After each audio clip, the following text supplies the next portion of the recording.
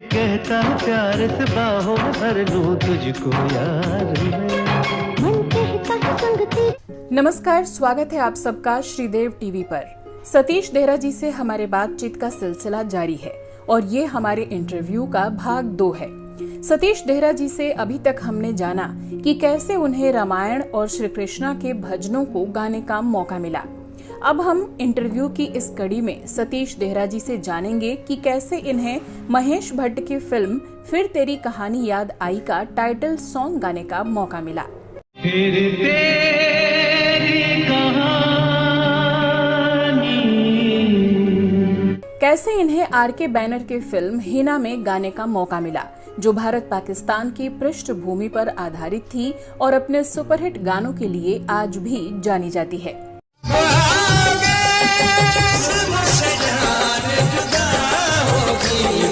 हम साथ ही जानेंगे सतीश देहरा जी से उन सभी दर्शकों के सवालों के जवाब जो उन्होंने सतीश जी से पूछने के लिए हमें भेजे हैं। और आप सभी की जानकारी के लिए बताना चाहेंगे कि सतीश देहरा जी ने एनडीटीवी इमेजिन की रामायण और जय श्री कृष्णा जैसे कई मिथोलॉजिकल सीरियल्स में भी अपनी आवाज का जादू बिखेरा है।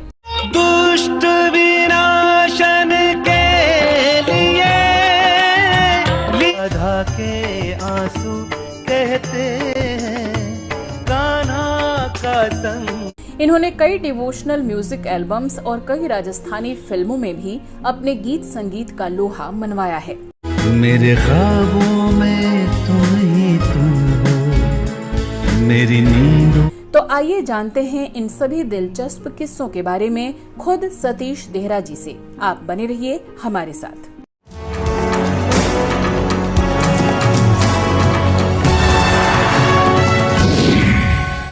तो सतीश जी, मेरा अगला सवाल है, एक फिल्म आई थी महेश भट्ट साहब की, फिर तेरी कहानी याद आई। फिर तेरी कहानी याद आई जो राहुल रॉय और पूजा भट्ट को लेकर के बनाई गई थी। उसमें जो टाइटल सॉन्ग था फिर तेरी कहानी याद आई, जो आपने बहुत ही खूबसूरत तरीके से गाया था। तो सर वो टाइटल सॉन्ग हमें सुना दीजिए और बताइए कि फिल्म आपको कैसे मिली। ये फिल्म का भी एक बड़ा आपको कमाल सुना दूं कि इसमें म्यूजिक तो था अनु मलिक जी का। जी जी। और बैकग्राउंड स्कोर, हाँ, अनु मलिक जी का संगीत था इसमें। और इसका जो बैकग्राउंड म्यूजिक की भी एक बहुत बड़ी प्रधानता होती है फिल्म में, आप जानते हैं। तो इसका बैकग्राउंड म्यूजिक किया था हमारे बहुत सीनियर मेरे बड़े भाई कहूँ, और मेरे बम्बई में सबसे ज़्यादा करीबी कहूँ, या मेरा बहुत ख्याल रखने वाला कहूँ, ऐसा बड़ा भाई जो कि बम्बई में, जिनका नाम है कुंवर सक्सेना। उन्होंने इस फिल्म का बैकग्राउंड म्यूजिक तैयार किया था। तो भट्ट साहब बोले, महेश भट्ट जी बोले कि इसमें एक ऐसा कुछ गाना चाहिए कि थोड़ा सा मुझे उसकी रिक्वायरमेंट है कि फिर तेरी कहानी याद आई। ये कर तुम काम कर लो सक्सेना जी, इसको रिकॉर्ड करते हैं, तभी आप करिए, आप भी संगीतकार भी हैं अब। तो बोला सर ठीक है, भट्ट साहब के सामने उन्होंने कंपोज कर दिया। बोला किससे गवा दो, कुमार शानू जी से, किसी से बुला लो, मोहम्मद जी या कोई भी आए गवा लो। तो उन्होंने कहा कि मेरे दोस्त है, आप उनको सुन लेना, अगर वो पसंद आए तो उनसे कर लेंगे, फिर उनसे करा लेंगे जिनसे आप कह रहे हैं। तो मुझे तुरंत उन्होंने फ़ोन पे गाना सिखा दिया सक्सेना जी ने। मैंने फ़ोन पे याद कर लिया और शाम को भट्ट साहब आए तो फ़ोन पे भट्ट साहब को मैंने सुना दिया। तो हमारा गाना ये पास हो गया। तो आपको गा के सुनाता हूँ।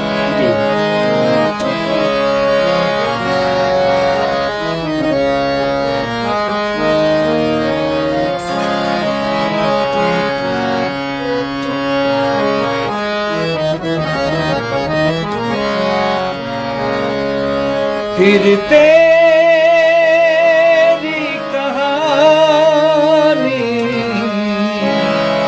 याद आई, बरसात की भीगी रातों में, बरसात की भीगी रातों में, फिर तेरी कहानी याद आई।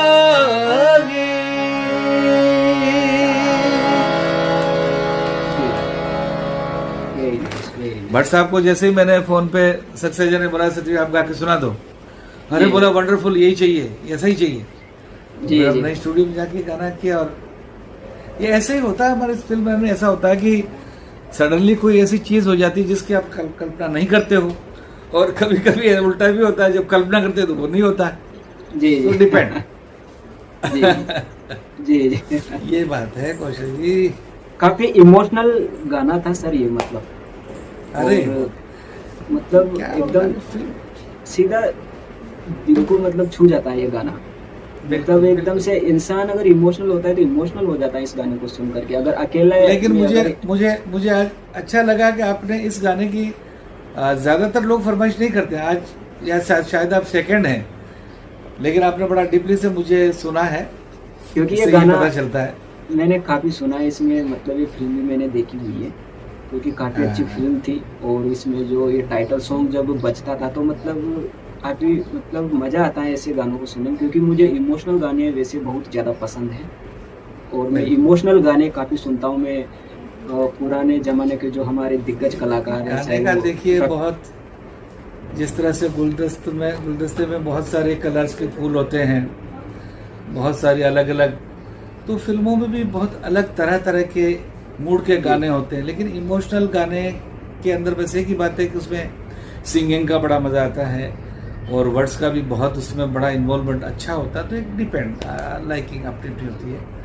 तो जी। इमोशनल गाने का भी अपना मजा है, अच्छा लगता है, बिल्कुल और लॉन्ग बिल्कुल टाइम सर। चलते भी हैं, लॉन्ग टाइम जी, इमोशनल गानों का एक अलग ही होता है कि जब मतलब इंसान अकेले में बैठ करके अगर गाने सुनता है तो उसका अलग ही मजा होता है। और बिल्कुल। जो पुराने दौर के मुझे इमोशनल गाने बहुत पसंद है, चाहे वो 90 का म्यूजिक हो या फिर उस जमाने में दिग्गज कलाकार, चाहे वो रफ़ी साहब का हो, किशोर दा के गाने हो, चाहे हेमंत दा हो, मन्ना डे साहब हो, मतलब सभी के गाने मुझे बहुत ही पसंद है दिल से, और मैं काफ़ी पसंद भी अभी करता हूँ। देखिए जैसे एक, सॉरी आपकी बात काट रहा हूँ, सक्सेना जी की फिर याद आई मुझे अभी, जी जी उनकी एक फिल्म आई थी फिर वो आएगी। जी जी, फिर वो आएगी। हाँ हाँ, वो भी यूट्यूब पे है वो फिल्म। तो उस पर पूरी फिल्म में मैंने गाया था उनकी, तो उसका बड़ा खूबसूरत गाना, बड़ा रोमांटिक और बड़ा सॉफ्ट नंबर, जी लव सर, सॉन्ग जी, था। सुनाइए। जी। हाँ जी, वो बड़ा ही ज्यादा। जी। मेरे ख्वाबों में तुम ही तुम हो, मेरी नींदों में तुम ही तुम हो, मेरे ख्वाबों में तुम ही तुम हो, मेरी नींदों में तुम ही तुम हो। जब भी देखूं तुझे जानम, मेरी सांसों में तुम ही तुम हो, मेरे ख्वाबों में तुम ही तुम हो, मेरी नींदों में तुम ही तुम हो। हाँ हाँ हाँ, वेरी नाइस। दिल को सुकून मिलता है ऐसे हाँ, गाने आपने सुन गाना करके। भी है? जी बहुत जी बहुत। और अभी एक मैंने अभी रिसेंटली उनका गाना गाया है, जी जी इसी मूड का गाना वो भी। तो कहने का मतलब क्या है कि जो मेलोडी सॉन्ग्स हैं वो कभी भी आप सुने तरोताज़ा और बड़ा दिल को सुकून देता है। सर, हमारा नेक्स्ट जो सवाल है वो है कि आर.के. बैनर की एक फिल्म बनी थी, बेहद ही सुपरहिट फिल्म थी, जो भारत और पाकिस्तान की पृष्ठभूमि पर आधारित फिल्म थी। वो फिल्म का नाम था हिना राज कपूर साहब की, आर.के. बैनर की जो फिल्म थी, इसमें रविंद्र जैन जी जी, का जी। संगीत था। और आपने एक गाना गाया था, देर ना हो जाए, कहीं देर ना हो जाए, जो अंतरे में आपने गाया था। ये मतलब भारत रत्न लता मंगेशकर जी के साथ आपने ये आपका ये डुएट था। तो मतलब सर, ये गाना आपको कैसे मिला, और मतलब इस गाने के कुछ बोल हमें सुनाइए। मतलब ये गाना सिर्फ और सिर्फ वजह मैं क्रेडिट इसका दादू को ही दूंगा, रविंद्र जैन साहब को ही। मैं गाने नहीं गया था, मैं तो गाना सुनने गया था, और रविंद्र जैन साहब ने ऐसे ही बोला, सतीश तुम कल क्या कर रहे हो? तो महबूब में कल गाना रिकॉर्ड कर रहा हूँ, तो कल गाना सुन के जाना, देखो कैसा अच्छा गाना बन पड़ा, और बहुत अच्छा इसको लोगों ने पसंद, सिटिंग में सुनते थे तो बहुत अच्छा लगा। मैंने कहा नहीं दादू आऊँगा मैं।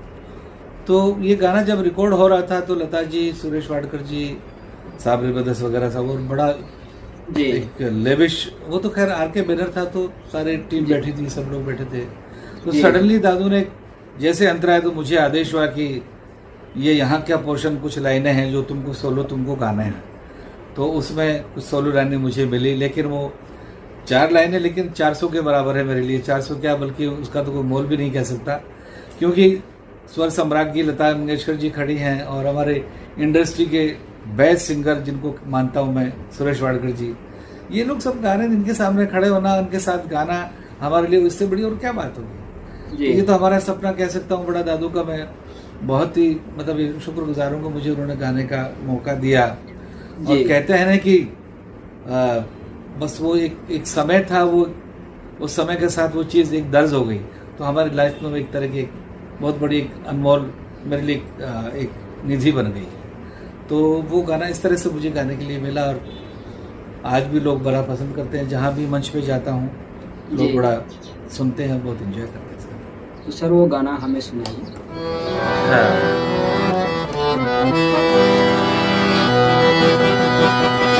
कब आओगे, कब आओगे, कब आओगे, जिस्म से जान जुदा होगी, क्या तब आओगे। देर न हो जाए कहीं, देर न हो जाए, देर न हो जाए कहीं, देर न हो जाए। आ जा रे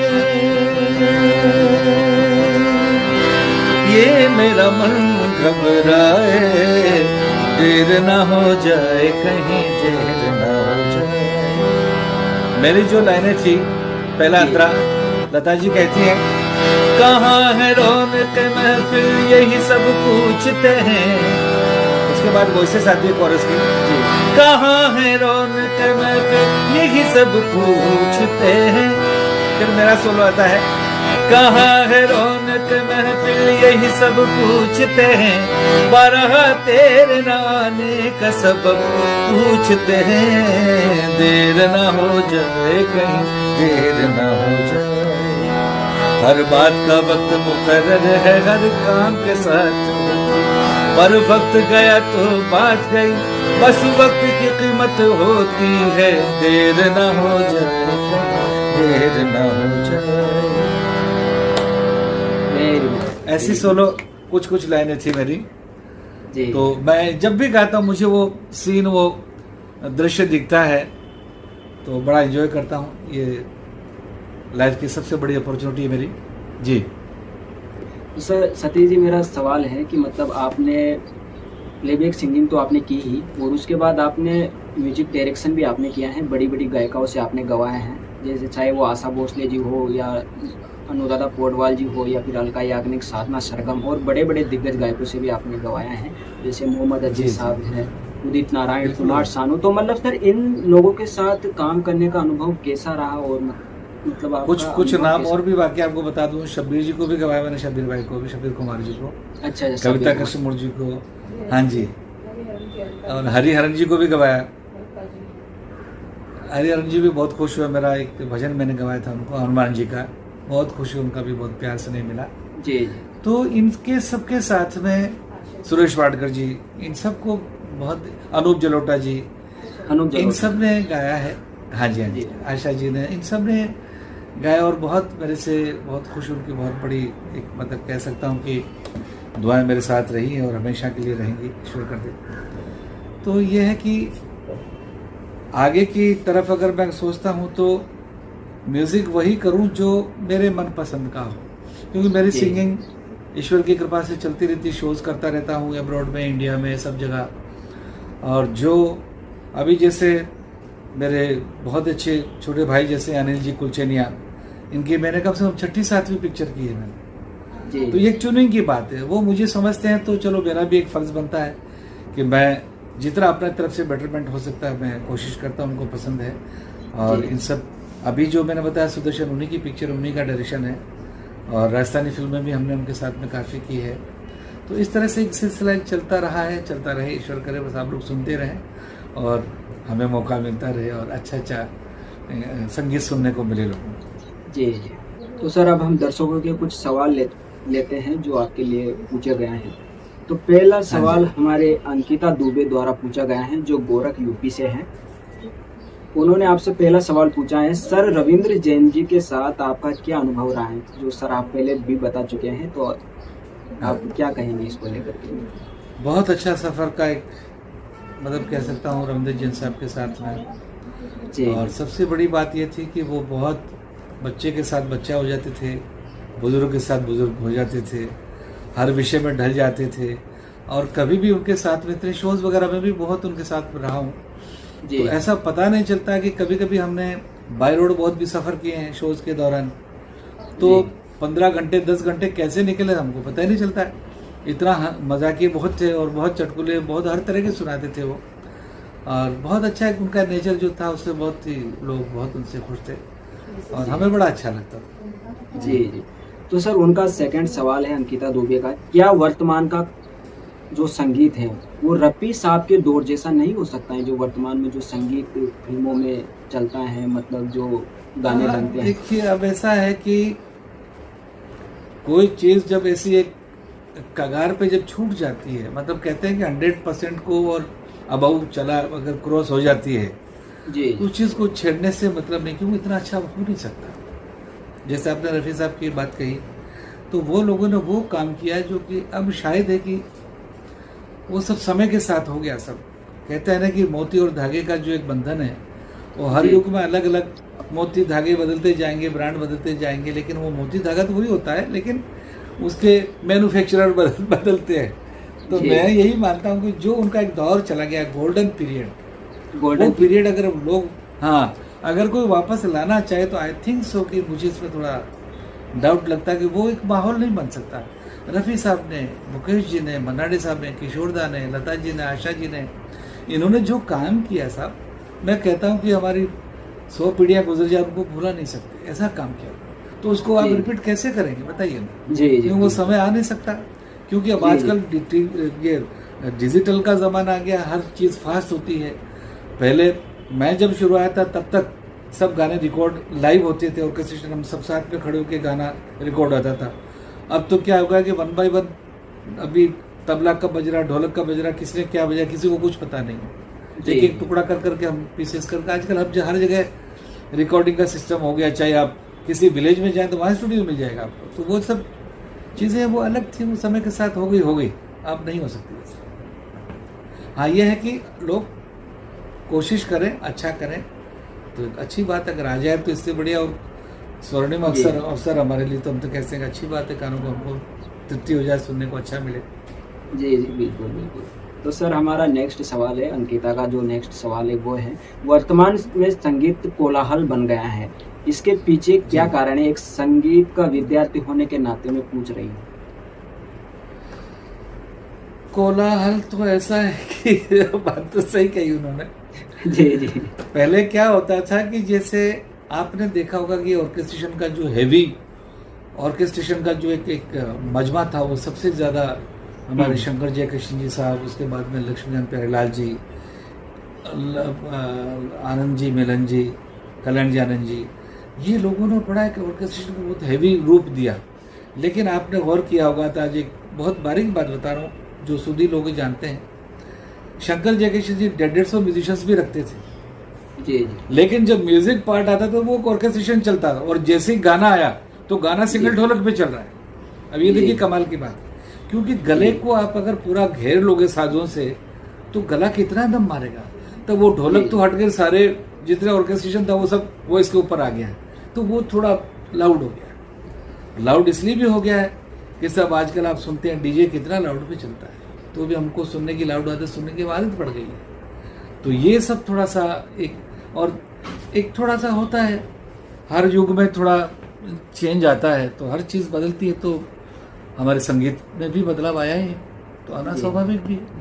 तो चलिए, जैसे लोग चल रहे वैसे हमको चलना पड़ेगा, चलना भी चाहिए। जी जी बिल्कुल ऐसा है। सर हमारा नेक्स्ट सवाल है, जो देवांकन मुखर्जी ने कलकत्ता के रहने वाले हैं, उन्होंने पूछा है, रामायण में आपका फेवरेट गाना कौन सा है? मेरे सारे फेवरेट गाने, कोई भी ऐसा नहीं कह सकता। मेरा अगर देखा जाए तो यही रात अंतिम, यही रात भारी, दादू ने क्या तो लिखा, क्या गाया, क्या कंपोज किया। यही रात अंतिम, यही रात भारी, बस एक रात की है अब कहानी सारी। सर इस गाने को अगर आप हारमोनियम में सुना देते तो मतलब बड़ा अच्छा लगता है इस गाने को, यही रात, क्योंकि फेवरेट गाना भी है।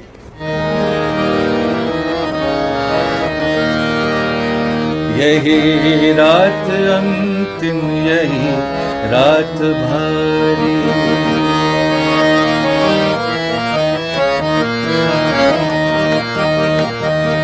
यही रात अंतिम, यही रात भारी, यही रात अंतिम, यही रात भारी। बस एक रात की अब कहानी है सारी, यही रात अंतिम, यही रात भारी।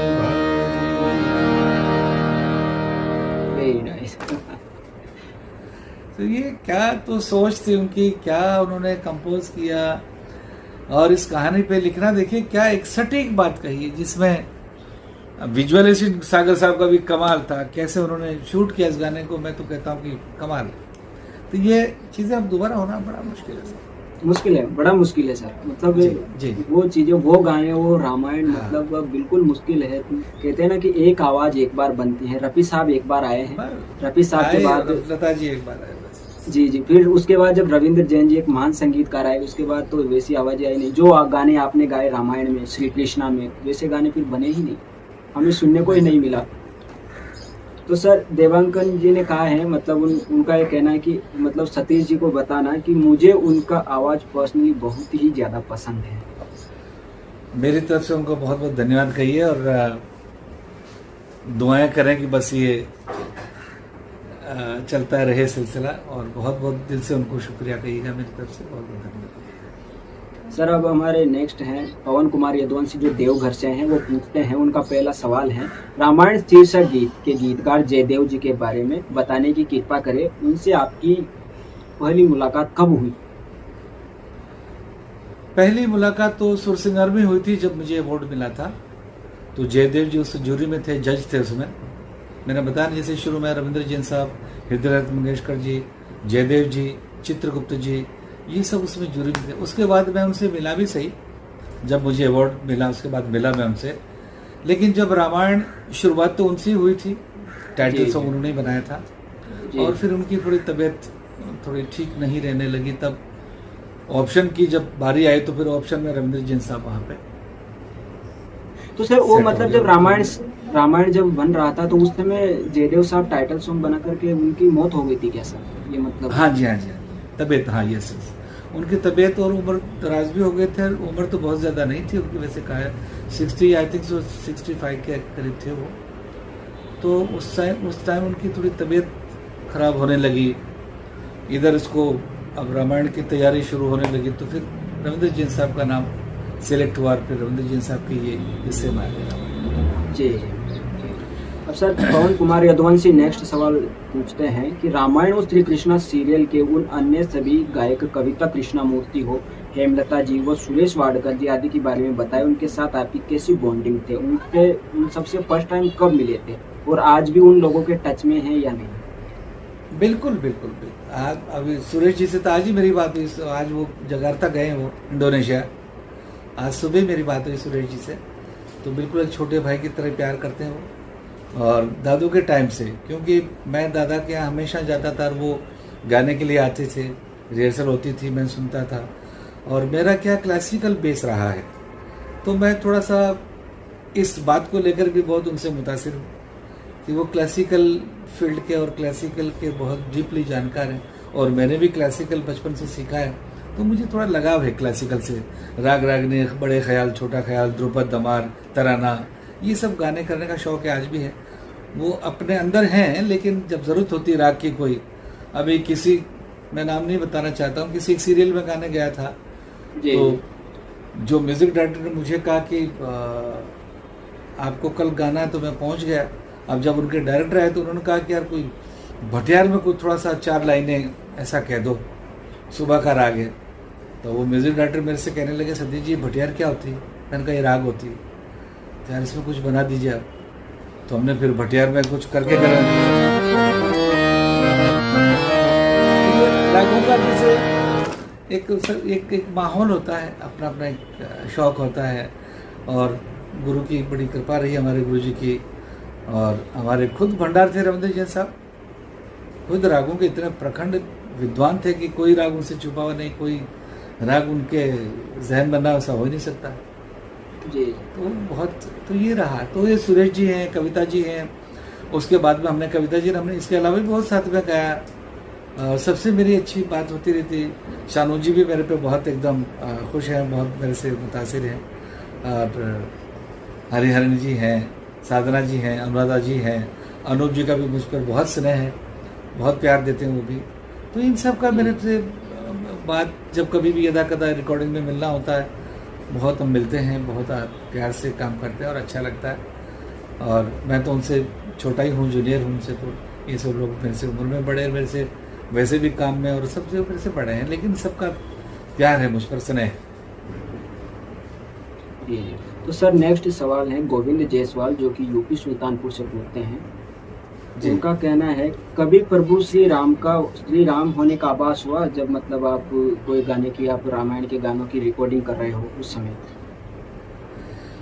आभास तो देखिए, जब भी आप कोई मन से दिल से गाते हैं तो अनुभूति होती है आनंद की, जिसको कहते हैं ना भक्ति रस। अगर आप रामायण की चौपाई गा रहे हैं, रामायण का कोई गीत गा रहे हैं, तो विजुअली आपके दिमाग में, जहन में वो घूमता है, तो अपना भी उसका एक स्वतः आनंद है उसका। और मैं तो वैसे आपको बता, जैसे रामलीलाओं में व्यासगति भी बहुत कर चुका हूँ, तो मैं तो वैसे भी खुद ही गाता हूँ रामायण की चौपाई, या कभी कोई ऐसा प्रसंग आता है, गाता भी रहता हूँ, साथ में रोता भी, कोई ऐसा प्रसंग आ जाता है, आंसू भी निकल आते हैं, क्या करेंगे आप उसके लिए। तो ये उसका आनंद है, वो आंसू नहीं, वो आनंद का एक रूप है, एक प्रकार है वो। तो रोमांचित होकर जब आंसू निकलते हैं आपके, तो किसी ने कोई भला बुरा थोड़ी कोई कह दिया आपको, किसी ने कोई धक्का थोड़ी नहीं दिया किसी ने, लेकिन नहीं सब वो आत्मा का धक्का लगता है, तो आंख में आंसू आ जाते, तो आदमी रो पड़ता है, अरे भाई क्या हो गया। तो समझने वाले समझ गए, ना समझे वो नड़ी। ये बात है। जो अगला सवाल है, आशीष नाम का लड़का है, बिहार से वो सवाल पूछता है आपसे। पहले तो उसने कहा है, hello Shridev TV, hello Ashish ji, मेरा नाम आशीष है और मैं बिहार का रहने वाला हूँ जी। सतीश देहरा सर को मेरा प्रणाम। सर जी उन्होंने आपको प्रणाम किया है, आशीष जी। बस खुश रहिए, हमारी तरफ से उनको ब्लेसिंग कहिए। जी। और उनका क्वेश्चन जो है वो ये है कि कुमार सानू जी ने रामायण में क्या गाना गाया था? सर ये बात सच है? हाँ बिल्कुल गाया था ना। वो आपको जो कहानी गई, वो कहानी जो आपने मुझे रिकॉर्ड किया, वो कहानी उनको भेज दीजिएगा। और एक ही गाना गाया, तो वो वही गाना था जो हमने दोनों ने साथ में गाया, इसके अलावा नहीं गाया, ये मैं गारंटी से कह सकता हूँ। क्योंकि ये भी मैंने उनको बताया शानू जी को कि आपने रामायण में मेरे साथ में गाया था। अरे हाँ, मुझे तो याद ही नहीं। तो ये काफ़ी, अभी कुछ लोग ऐसे भी हैं हमारे, कौशल जी, मैं उनसे भी निवेदन करता हूँ आपके माध्यम के से, आपके चैनल के माध्यम से, कुछ लोग जो रामायण के बारे में कुछ भी वीडियो बना के डालते हैं, तो उनसे मेरी तरफ से निवेदन है, करबद्ध हाथ जोड़ के प्रार्थना करता हूँ उनसे कि किसी भी चीज़ को थोड़ा सा पता कर लीजिए। हमारे जैसा कोई आदमी या कोई मेरे से पूछ लीजिए, रामायण में किसी ने कहा, रामायण के बारे में बहुत लोग वीडियो बनाते, क्लिपिंग बनाते। अभी बीच में ऐसा था कि उन्होंने कहा कि साहब राम जी की सेना चले, जसपाल जी और कुमार शानू जी ने कहा। तो मैंने उनको फ़ोन करके स्पेशली बोला, मैंने कहा सवाल ये नहीं कि आपने मेरा नाम नहीं लिया, बात वो नहीं, लेकिन सही मैसेज जाना चाहिए आदमी के पास। जिसने जो गाया उसको नाम उसका मिलना चाहिए। तो मैंने कहा आप पहले पता करिए इस बारे में, उसके बाद में फिर आगे बढ़िए।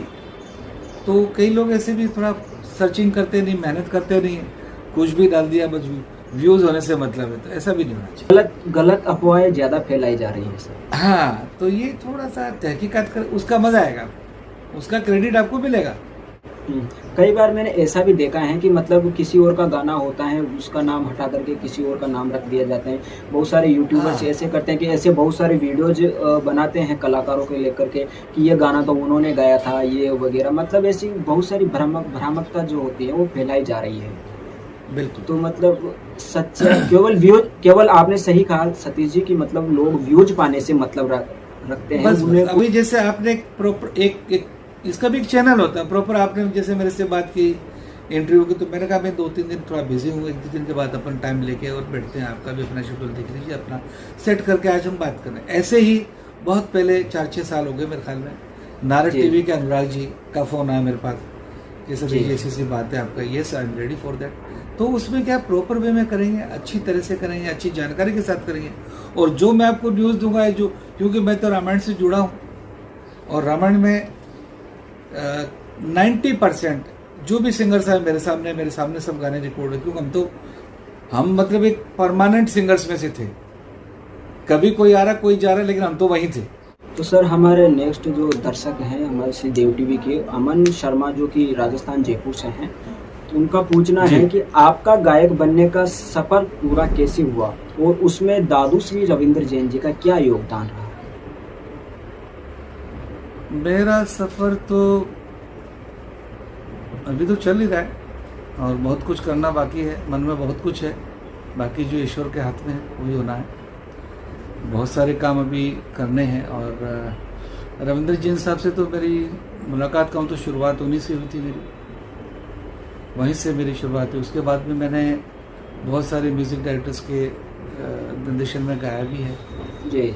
अभी जैसे रविंद्र जैन साहब हो गए, दिलीप सेन समीर सेन जी हो गए, आपके मुल्कीदा हो गए, कुंवर सक्सेना जी हो गए और भी बहुत सारे नाम जो कि थोड़ी कभी कभी थोड़ा स्मरण नहीं होता है। तो सारे इन लोगों के साथ में बहुत काम किया।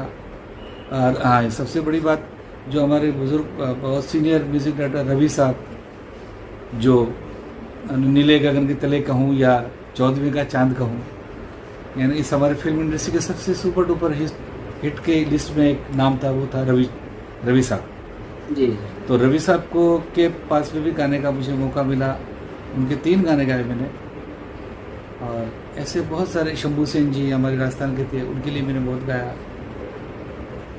और भी बहुत सारे नाम हैं जिनके बहुत गाने गाए और सारी कंपनीज के लिए गाए मैंने, सब जैसे टी सीरीज़ में, वीनस में, और आपके जितनी भी कंपनियां हैं, अभी आरडीसी है, या समझो जयपुर की वीणा है, या गुजरात के समझो सुर मंदिर है। तो ये सब इस तरह का सिलसिला बहुत वर्षों से चल रहा है, चलता है। तो सर अब अमन शर्मा जी का जो नेक्स्ट सवाल है उनका पूछना है कि हम कभी आपको राजस्थान में बुलाएंगे, तो सर क्या आप हमारे यहाँ प्रोग्राम करने आओगे? बिल्कुल आएंगे, क्यों नहीं आएंगे, बिल्कुल आएंगे, आप याद कीजिए, ज़रूर आएंगे, पक्का आएंगे। सर नेक्स्ट सवाल है नारायणी कुमारी जो कि राजस्थान राजसमंद डिस्ट्रिक्ट से हैं। उनका पूछना है कि उस टाइम रामायण और श्री कृष्णा के एक्टर से मिले तो कैसा लगा और उनके साथ आपका रिश्ता कैसा था सर? सबके साथ श्री कृष्णा के कलाकार रिश्ता तो सब वो तो सबसे अच्छा ही था, रिश्ता तो अच्छा ही था। और जब काम करते हो तो सबके रिश्ते अच्छे ही होते हैं, और जब एक दूसरे के साथ जब जुड़ते हैं तो वो रिश्ते आगे और फिर थोड़ा कंटिन्यू हो जाते हैं। आज भी उनसे बात होती रहती है, जो पुराने कलाकार हैं या जो पुराने सिंगर्स हैं या जो पुराने एक्टर्स हैं या एक्ट्रेसेस हैं, जो भी उनसे मुलाकात होती रहती है। जब जहाँ मिलते हैं बड़े अच्छे से मिलते हैं। और जी तो सर मेरा भी एक छोटा सा सवाल है और काफ़ी दर्शक भी जानना चाहते हैं, क्योंकि आप अरुण गोविल जी से तो आपकी मुलाकात होती रहती है, आप उनके साथ प्रोग्राम वगैरह भी करने जाते हो तो उनके साथ जाते हो, तो मतलब सर आपकी कभी क्या सरोदमन बनर्जी जिन्होंने कृष्णा का कैरेक्टर प्ले किया था, तो उनसे कभी मिलना हुआ आपका? उनसे मेरा मिलना हो नहीं पाया, क्योंकि हम लोग शूट पे तो जाते रहते वहाँ पे, और हम लोग इसमें रिकॉर्डिंग में लगे रहते थे, तो वहाँ इतना टाइम ही नहीं मिलता था जाने का, क्योंकि वो थोड़ा यहाँ से दूर है, 2-3 घंटे लगते हैं जाने में। तो हम तो इसी में व्यस्त रहते थे। तो उसके बाद एक आध बार शायद मिले भी हो, ध्यान नहीं आ रहा, लेकिन बहुत, हाँ, अरुण जी से बहुत बार मिलते थे। अरुण जी से अभी भी मुलाकात होती रहती है, तो उनसे मुलाकात होगी। मेरा एक और सवाल है जो पवन कुमार यदुवंशी का भी पूछना है, वो बिहार से हैं। तो उनका पूछना है कि मतलब पूजनीय दादू रविंद्र जैन जी के अनन्य शिष्य सुरेश तिवारी यस जी के बारे में बताएं, उनके साथ आपका जुड़ाव कैसा रहा और उनके गीतों पर काम करके आपको कैसा लगता है, अनुभव बताएं। मतलब रविंद्र जैन बहुत लिखा, मेरे साथ में भी बहुत लिखा सुरेश तिवारी, जब ये रामायण, हाँ, तो ये हमने भी बहुत साथ में, मतलब जब दादू के साथ वो लिखती सुरेश तिवारी, तो मेरे लिए भी बहुत लिखा उन्होंने। सुरेश तिवारी ने मेरे साथ बहुत लिखा है, मेरे कम से कम दर्जनों भजन अभी रिकॉर्ड किए हैं। दिल्ली की कंपनी है उसके लिए किए हैं, यहाँ की जो आर्टिस्ट सारी कंपनीज के लिए किए, तो मैक्सिमम उन्होंने भी लिखा है। और सुधाकर शर्मा जी ने भी लिखा है मेरे साथ, सभी लोगों ने लिखा है सारे। एक मैंने प्रोजेक्ट किया था अभी दिल्ली की कंपनी, समीर जी के साथ भी मैंने एक प्रोजेक्ट किया है जी, समीर अनजान। अच्छा, तो वो भी हम लोग सीटिंग किए, 8 गाने उनके भी मैंने रिकॉर्ड किए। और इसरार अंसारी, उनके भी मैंने साथ में काफ़ी गाने किए। तो सब ये सिलसिला चलता रहता है। जब इसमें ये होता है कि जब जहाँ जिसकी ज़रूरत है। तो सर शांतनु चक्रवर्ती करके नाम के एक लड़के हैं जो दिल्ली से हैं, एक वो भी एक सिंगर हैं, और मतलब उनका पूछना है कि आपने संगीत की शिक्षा कब से लेना प्रारंभ किया और आपको ऐसे कौन से महान गायक जिन्हें आप अपना आदर्श मानते हो?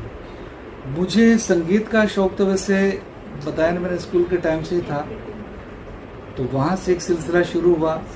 फिर हमारे पिताजी ने संगीतकारों, बड़े जो संगीतज्ञ थे, उनसे शिक्षा का एक प्रावधान बनाया, और फिर करते करते फिर यही हो गया कि फिर गाने का शौक लगा। पहले मैं ज़्यादातर क्लासिकल के ही मूड में रहता था और उसी में था मेरा एक रुचि सबसे ज़्यादा।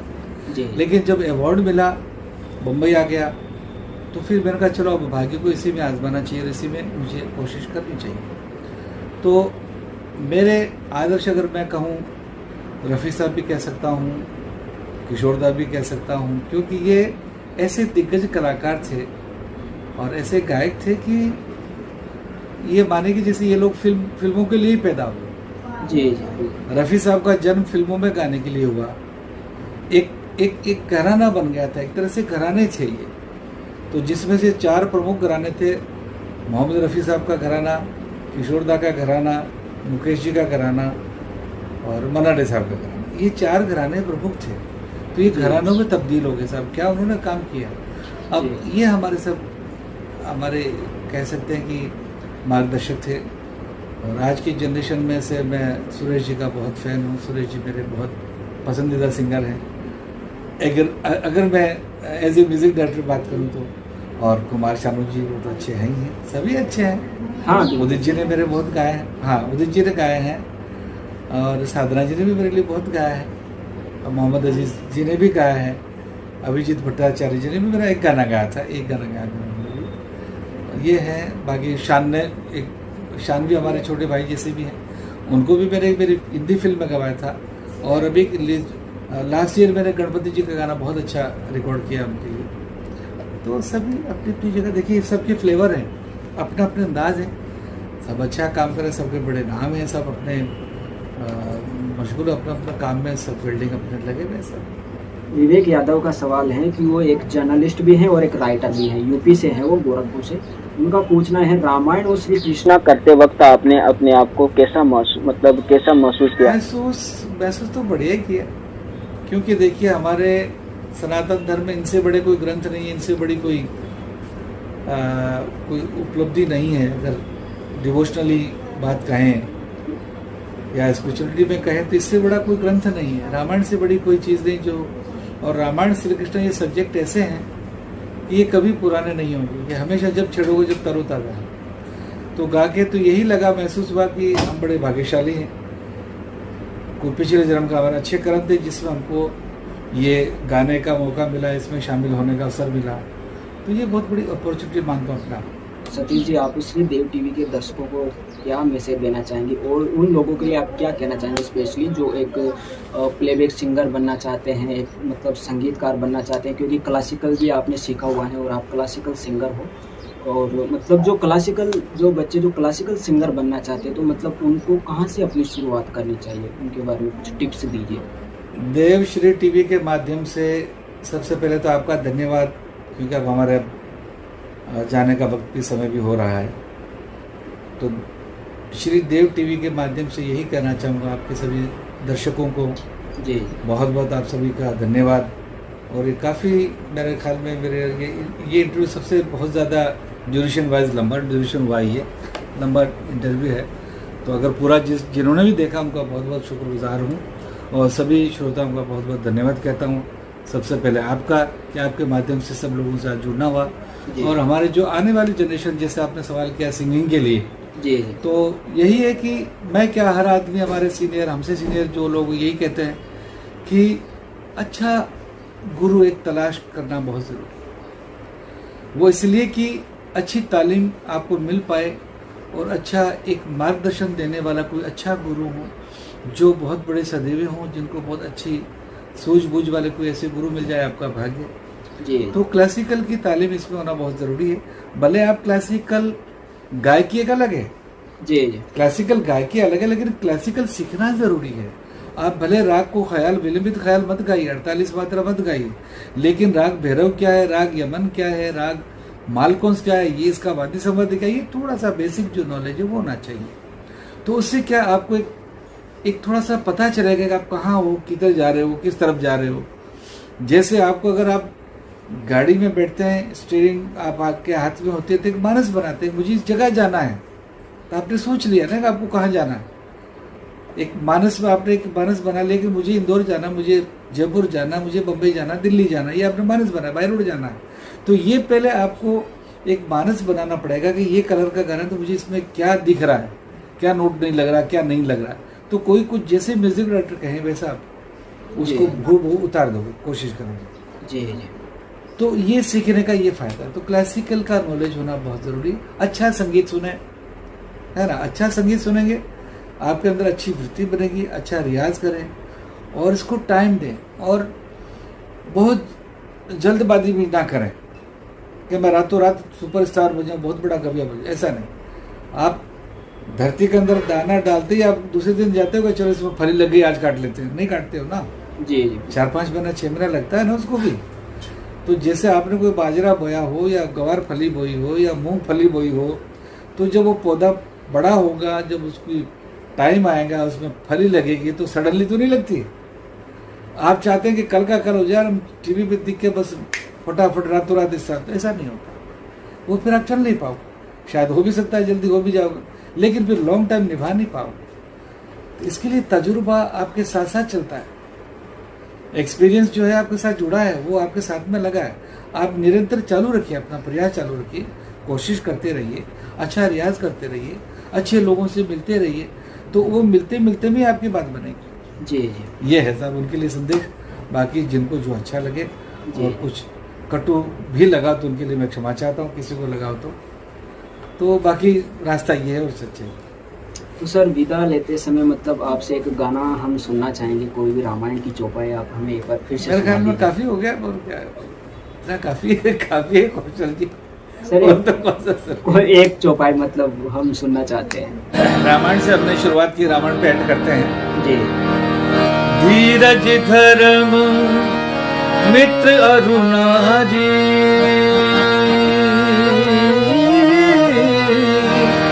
धीरज धर्म मित्र अरुणारी, आपद काल परखिए चारि, राम सिया राम जय जय राम, राम सिया राम जय जय राम। ओ हरि अनंत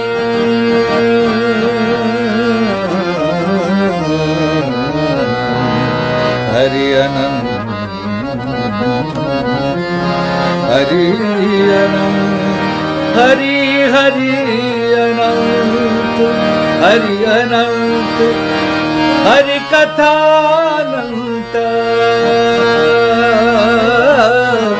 कहीं सुनहि बहुविधि सब संत, राम सिया राम जय जय राम, सिया राम जय जय राम,